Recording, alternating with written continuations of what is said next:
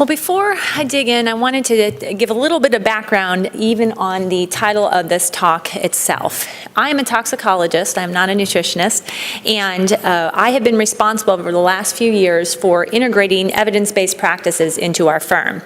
And as part of that, we have been using systematic review more. And I think this is notable, particularly for this project, because relative to, say, medicine and nutrition, systematic review is very new in toxicology. Every day, more than 50 publications come out in PubMed alone on systematic reviews in the other disciplines, but in toxicology, we have yet to achieve even 50 systematic reviews. So it is very novel from that standpoint. There's been a series of efforts on behalf of health entities and academic groups worldwide on trying to adapt existing methodologies to toxicology. This is needed because, similar to the difference between medicine and nutrition, we are fundamentally often asking different questions. We are asking about adversity, we are asking about safe levels. And along with that, our evidence streams are often very different.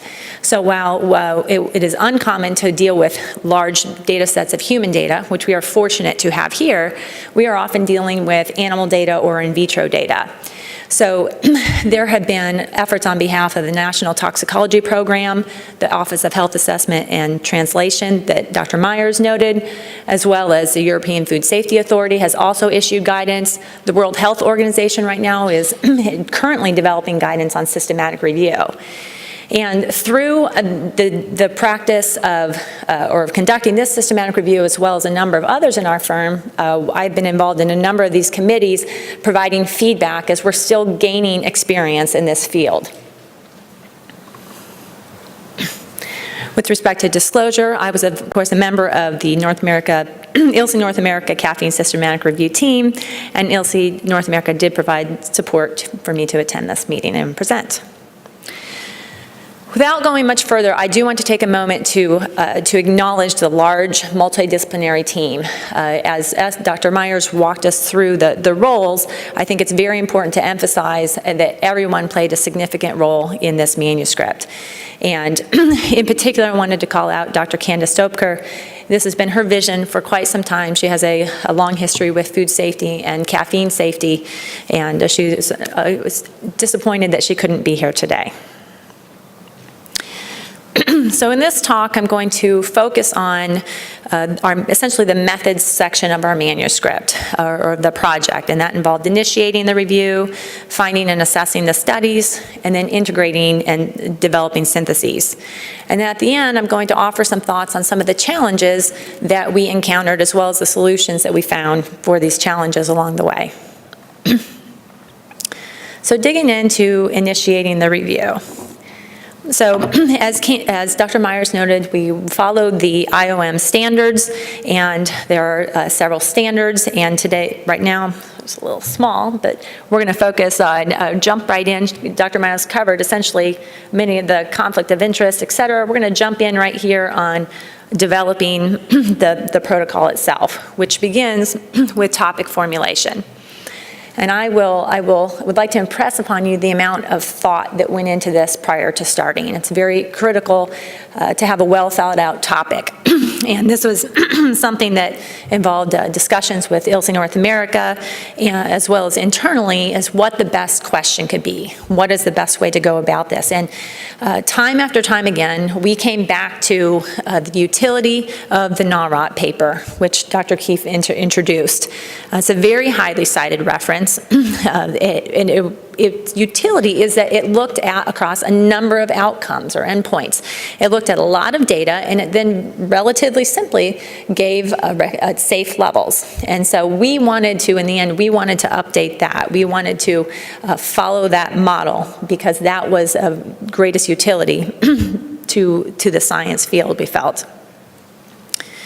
So we developed our framework, or the structure for our assessment based on NAROT. So essentially we wanted to I'll draw your attention to the middle, the comparator, or the exposure levels that we discussed. Those all came directly from NAROT. So NAROT's conclusions were based on safe levels per day for various populations. We looked at 4 populations: adults, healthy pregnant women, healthy adolescents, and healthy children.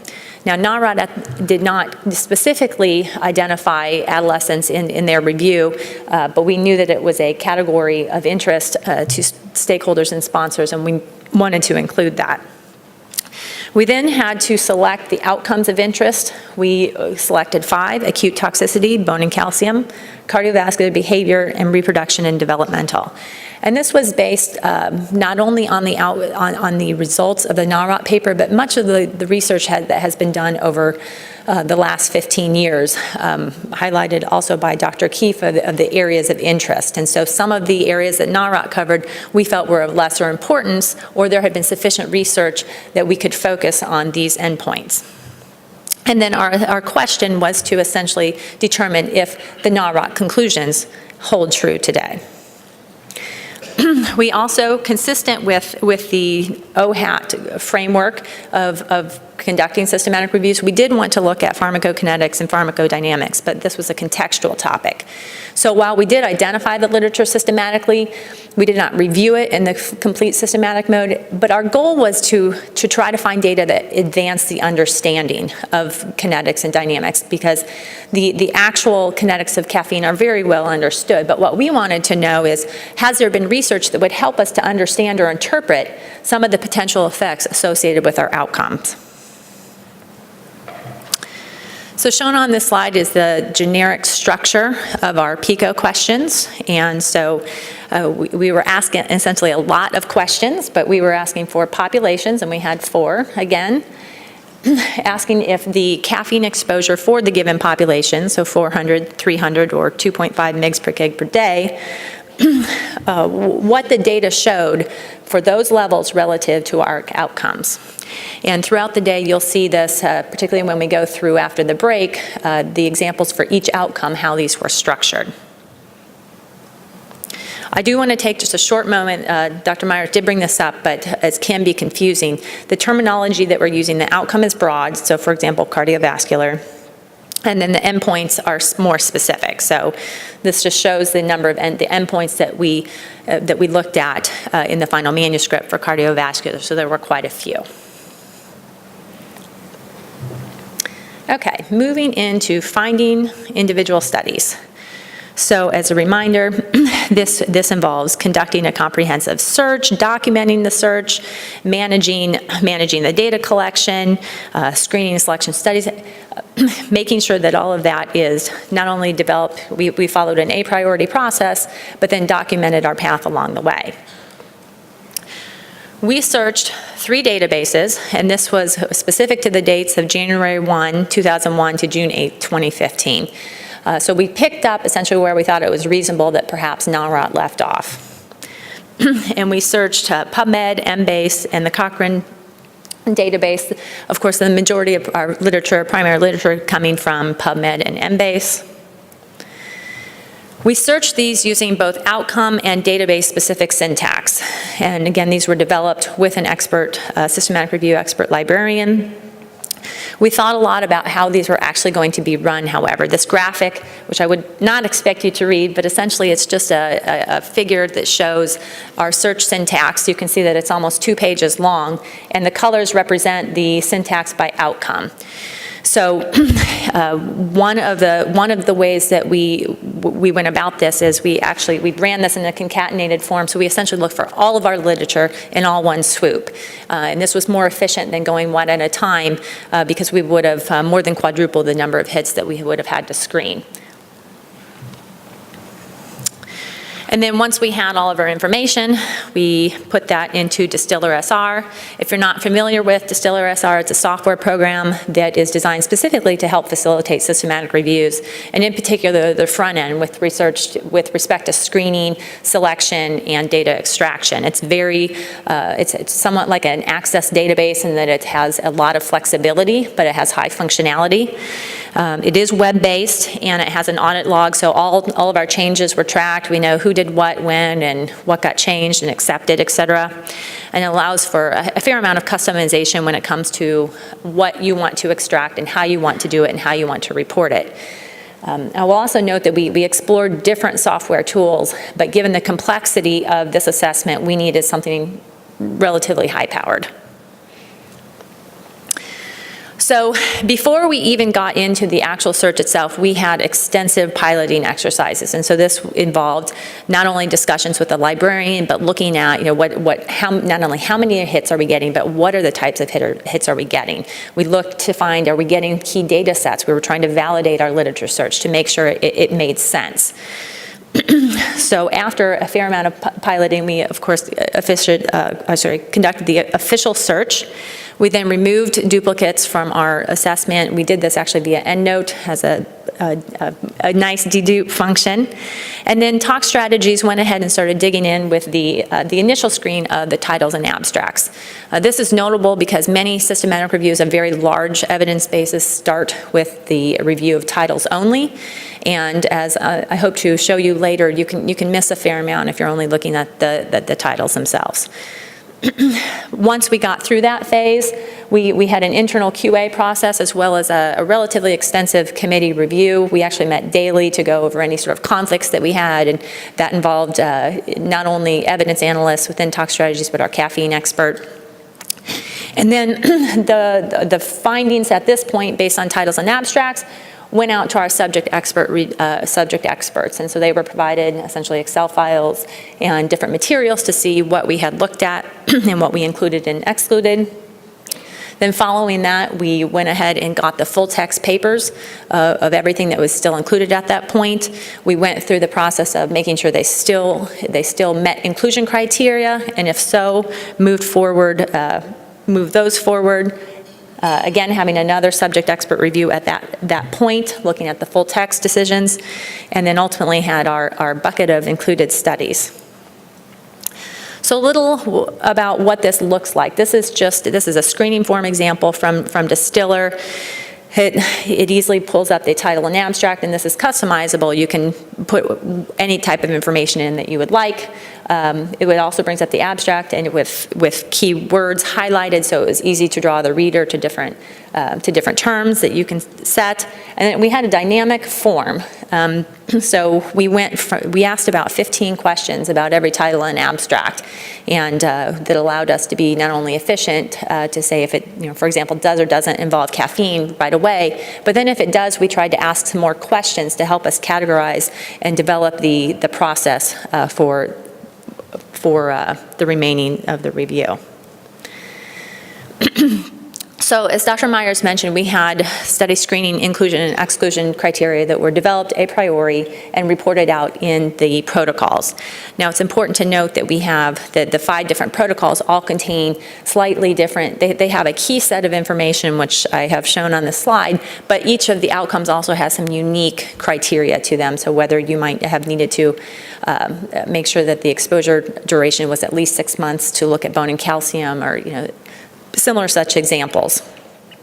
A very primary and important inclusion criteria is that the study itself had to have a quantitative estimate of caffeine exposure. Now this could come from caffeine directly or from a variety of sources of caffeine.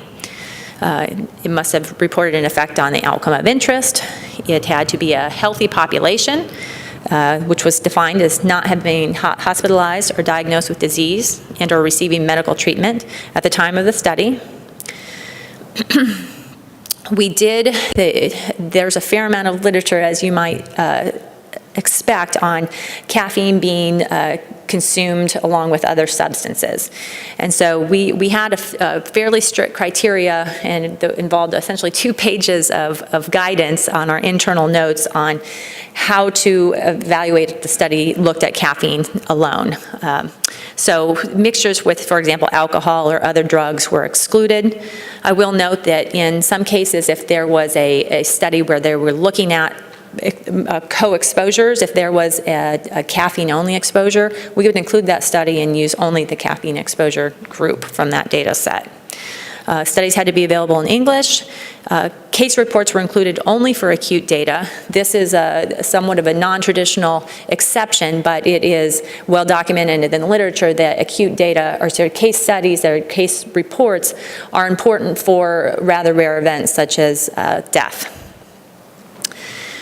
And our other key criteria is that you have to present original data. So we did not include reviews, of course, in the review itself. We kept some for context. We did, however, include meta-analyses that provided original data. So with respect to getting through the full text papers, once we had the papers in hand, we again went through and made sure that they still complied with inclusion and exclusion criteria. We then moved into generating our evidence tables or conducting our data extraction. So as Dr. Myers presented, we had two sections of our forms. Essentially, the first was very basic information, directly reported by the author, the objective, the methods, the results, the statistical methods, etc. Then we had a second section of our form that was more unique to informing our PICO. So this was our customized information, which may have required some interpretation. So we took a fair amount of notes on this. The majority of this information was aimed at what information are we going to pull from this study to compare to NARAD. Essentially, what is the one thing this is saying about the NARAD conclusion? Is it supporting it? Is it not? Of course, it's never that easy to just have black and white answers because there's lots of information presented in every study. So we were really challenged with pulling out the most refined set of assessment or the most refined conclusion relative to our question. And so this was the section of data extraction which we recorded that information. The other thing that I will call out here is that we wanted to do some we wanted to show some quantitative comparisons. While we weren't doing a meta-analysis, we wanted to be able to show qualitatively what was the study showing was, for example, a safe level or not a safe level, and how so we can compare that to NARAD. So we selected these no observed effect levels or lowest observed effect levels, no L's and low L's. I will point out that all of the data that we extracted is publicly available on the AHRQ's SRDR. Just a small comment here on the standardization of caffeine content. So within our body of evidence, there were quite a few study types and ways to look at caffeine. Our objective was to use the data as reported by the authors. And specifically, if the authors either did an analysis based on caffeine content or they somehow converted their data to caffeine content, we used that. So for example, if the analyses were done on number of cups per day, but then they gave in the paper how much they thought was in a cup of coffee, we used that information. However, if there was only, again, for example, the number of cups of coffee per day, we standardized those metrics. And so we had, and this is in the supplemental materials of the manuscript, we had a decision tree as to when we would standardize and then what the levels that we would standardize were, not only for the caffeine content, but the volume or mass of the substance. Okay, so moving into assessing the individual studies, this focuses on this last part of IOM Standard 3, the critically appraising each study, which involved looking at risk of bias, but also the relevance of the study's population, the relevance to your question. We did this in three ways.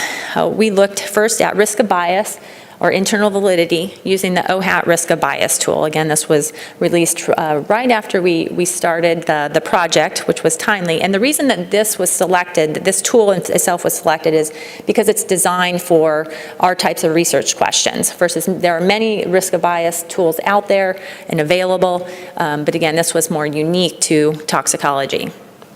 The other advantage to this tool is that it provides guidance on how to answered the questions, which allowed us to have more uniformity in making the risk of bias assignments. We then, for each study, looked at the external validity, tried to provide a characterization of how generalizable it was, how direct was it, how well was it designed to answer our question. And this is something that's from GRADE and translated into the OHAT handbook as well. Much of the OHAT handbook is based on GRADE. And then the level of adversity also became very important. And this was a categorization of, for example, physiological or clinical effects, and a categorization of how important is this in decision making. And so this assisted eventually in helping us weighting the endpoints. The example that grade gives is something of lesser importance might be flatulence, and then of greater importance or high importance would be myocardial infarction. So we followed that system as we went through the papers. So the risk of bias tool, again, is set out for both human and animal studies. It's a set of 11 domain-based questions that evaluate different types of bias. You apply it based on the study design, so whether you have a cohort study or an RCT. And then the questions are rated by selecting 4 possible answers. So the questions that applied to our particular data sets, the majority applied in some way or another, depending on the case, the study type. For each study, you got a +2 for definitely low risk of bias, +1, -1, or -2. And so essentially, the color coding helps you to see if it was green, meaning more favorable, and red, meaning less favorable with respect to risk of bias. So then this helped us to evaluate the responses for individual studies. So when you were actually looking at what a study reported, we would often look back to see, well, how did it do with confounding? How did it do with exposure characterization? And then how did it also compare to other studies in our evidence base that looked at these similar concepts? So OHAT also recommends that you do what we're calling, they call them a heat map, or risk of bias heat map, where you can look across all of your data and try to see trends. Does this, for example, did this body of evidence do a good job looking at confounding overall? And that helps you to develop conclusions as well. Okay, so integration and synthesis. So this moves into standard 4 and involves using our a priori method for evaluating the evidence and conducting a qualitative synthesis. Again, we did not pursue a meta-analysis or quantitative synthesis in this assessment. So the general flow or content of our syntheses, our narrative syntheses, involved 3 sections. So a general characterization of the literature identified, and we did this for everything, for all of what we found, as well as based on outcomes. And then within an outcome, we characterized the data on an endpoint basis. So everything, we gave a summary based on the individual studies for, so for example, for blood pressure changes or for myocardial infarction. Then we provided plots of wanted to provide plots of findings and our risk of bias figures. Again, this is what we set out in our a priority methods, and then conduct a body of evidence where we integrated both our confidence and developed a conclusion. And then similarly, this was done for the outcome as well. So we wanted to look at the body of evidence, use a weighted evidence approach that also involved our confidence in that underlying evidence, identify strengths, limitations, and uncertainties, as well as data gaps. So this was done primarily following the OHAT framework, which again is based on grade. We selected this when it became available because it is specifically a process for qualitatively evaluating data. So coming up, the OHAT process itself is developing hazard conclusions. And while we weren't really necessarily developing hazard conclusions, it was a good fit for our data set based on the type of anticipated data that we were going to have and the types of conclusions we were going to make. Now, specifically honing in on a piece of that figure that was on the last slide is the section specifically on synthesizing the evidence and rating the confidence. The way that this was done is you start moving from left to right.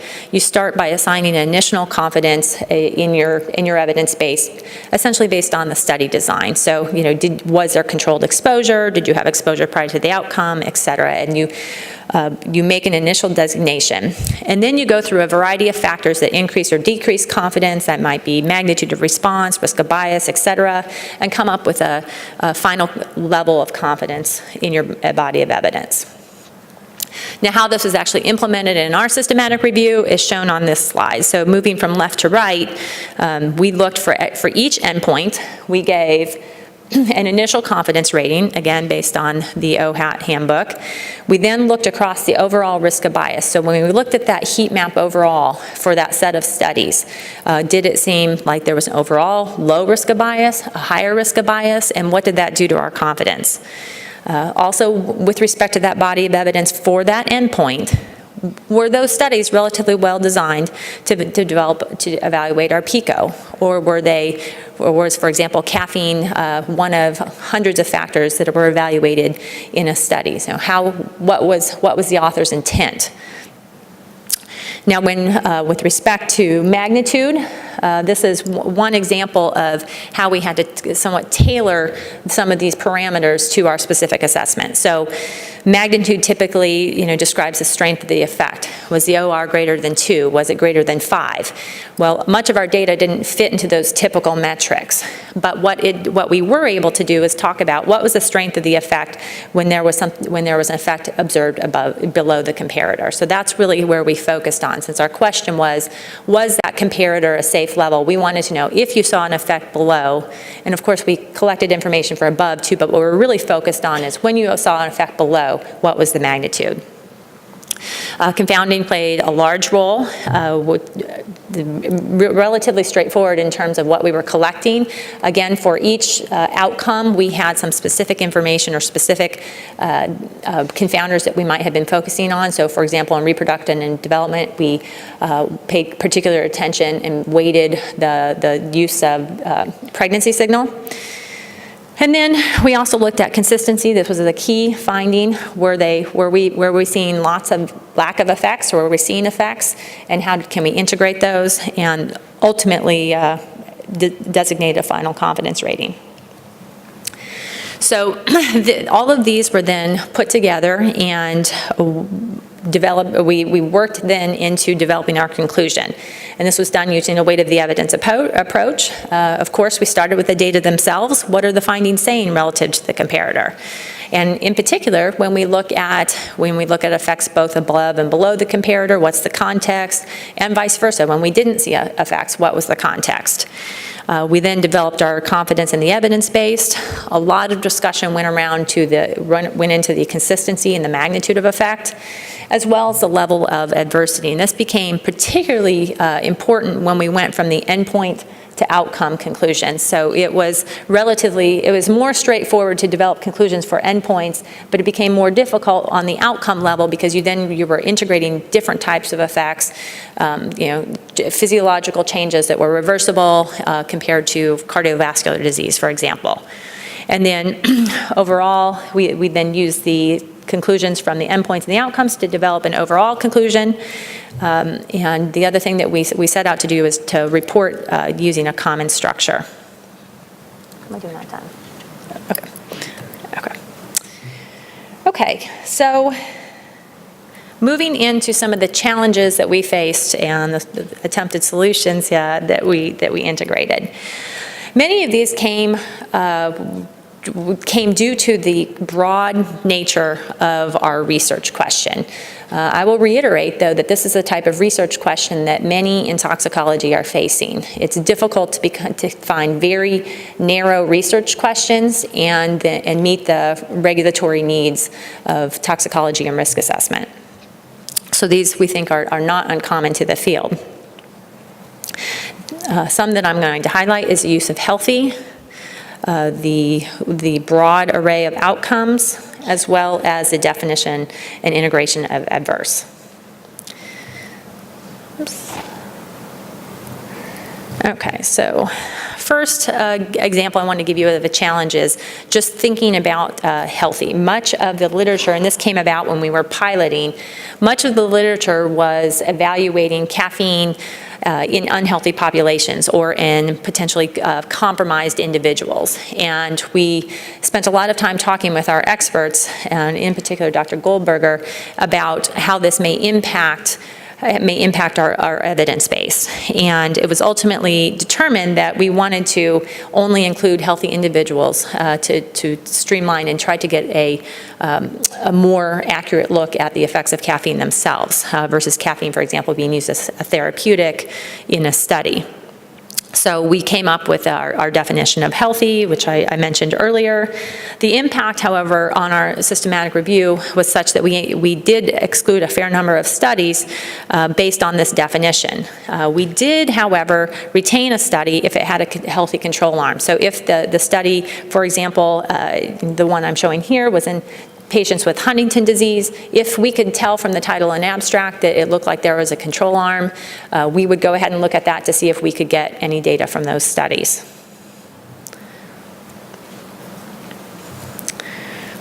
Next, with respect to the outcome, the use of the term adverse.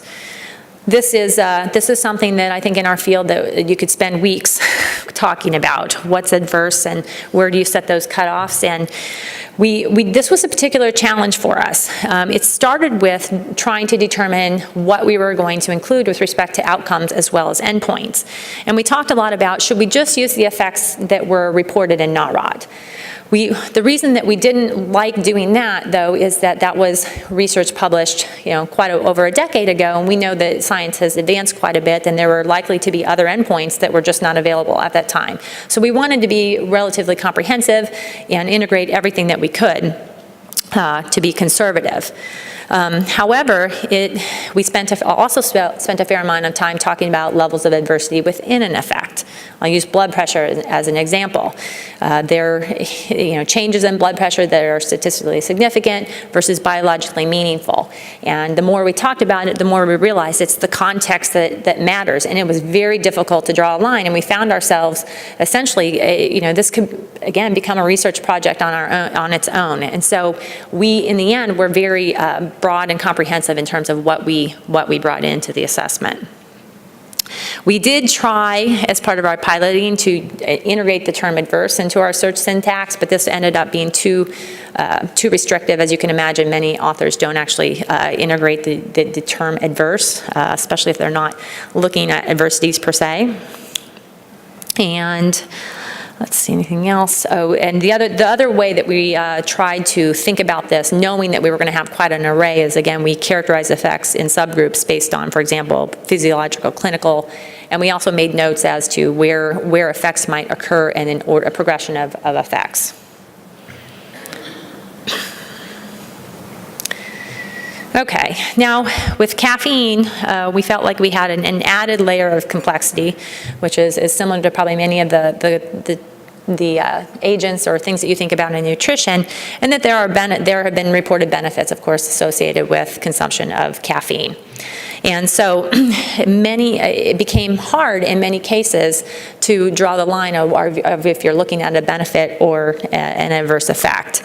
And what we were seeing when we were piloting is quite a few controlled trials. While they were looking at benefits or therapeutic effects, we did performance enhancing. Did this make somebody cycle faster or run faster? But in it, they have controlled measures of heart rate variability or blood pressure.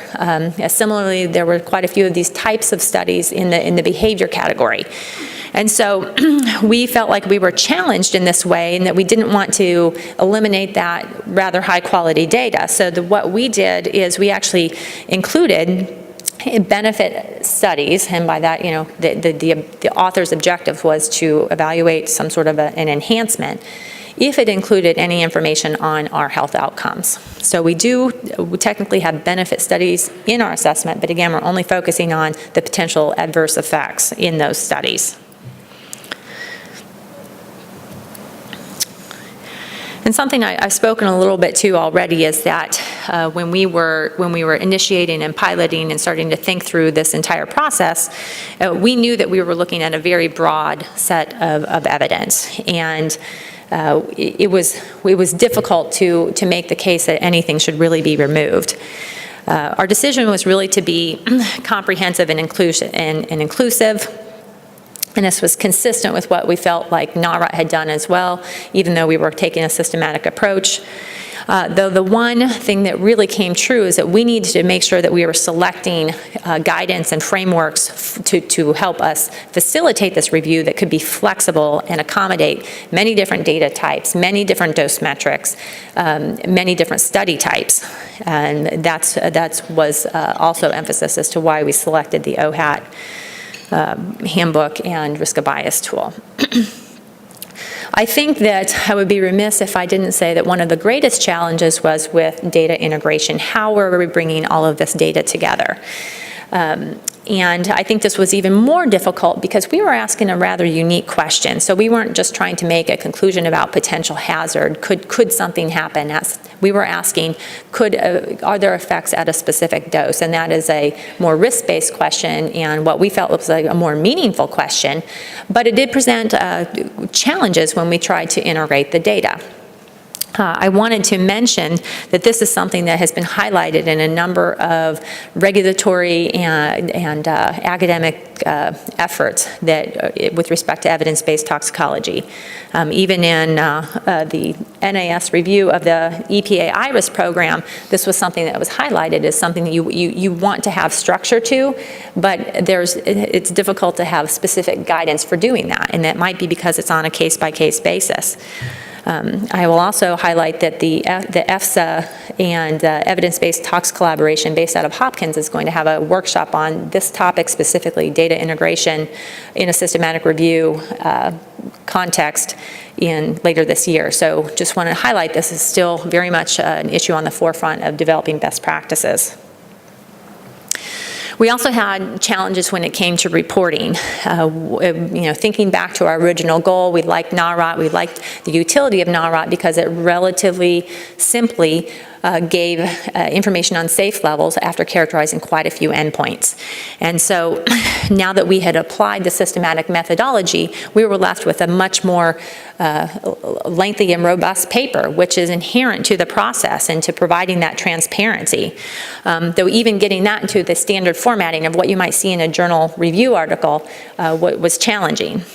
So the way that we worked with that is that we had not only our protocols registered in Prospero, which assisted with the length of the paper, but also we've utilized supplemental materials of the manuscript, as well as we're putting all of our evidence tables, et cetera, on the data repository from AHRQ. I think with respect to reporting, another challenge that we had was not only in developing, but reporting clear conclusions. So as you saw Dr. Myers present, we have a very structured way of reporting our data and reporting our conclusions. And that was harder to have very simple sound bites, if you will, or simple scientific sound bites, highlights. And so we had to balance that. And we feel like we addressed that by providing consistency in the manuscript, so clear areas of where the conclusions are and how they're structured. And also we provided a very large table in the manuscript which has all of our, essentially the information supporting the conclusions as well as the conclusions themselves.